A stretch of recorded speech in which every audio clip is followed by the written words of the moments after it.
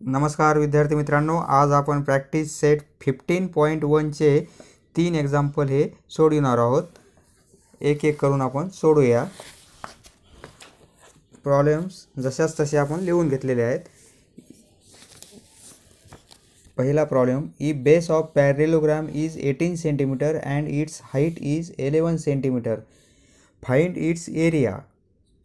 पॅरेललोग्राम म्हणजे एक असा क्वाड्रिलॅटरल की त्याच्या फ्रंट साइड्स ह्या पॅरलल असतात आणि इक्वल असतात.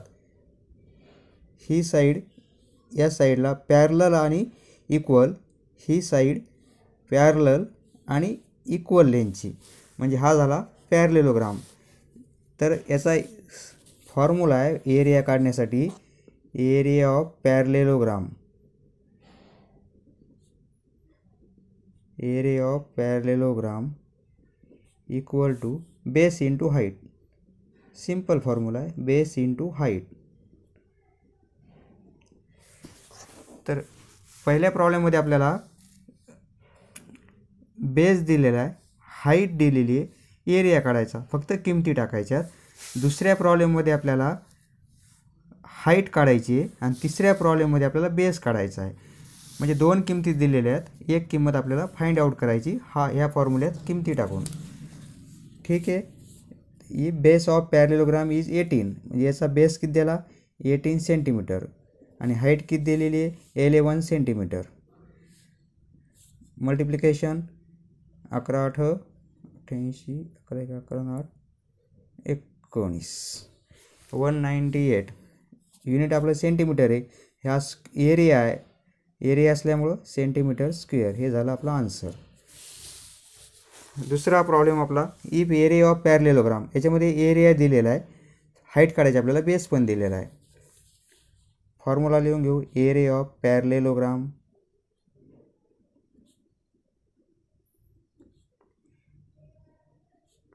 Equal to base into height.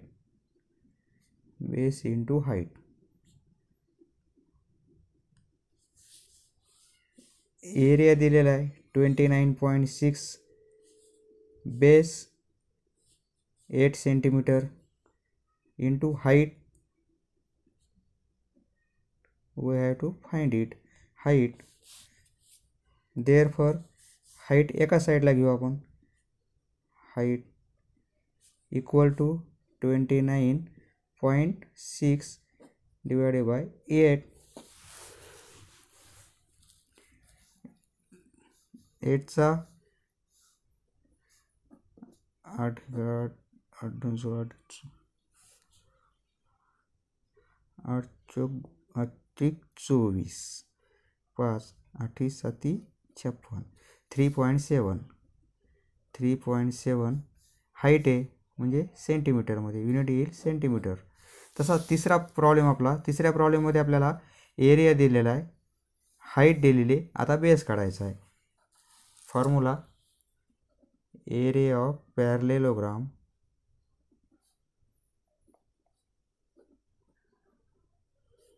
Equal to base into height. Base into height. Area 83.2, base 6, base find out into height 6.4. therefore base equal to 83.2 upon 6.4. Point नंतर एक अंक आहे, पॉईंट नंतर एक अंक आहे, म्हणजे याला आपण असं लिहू शकतो.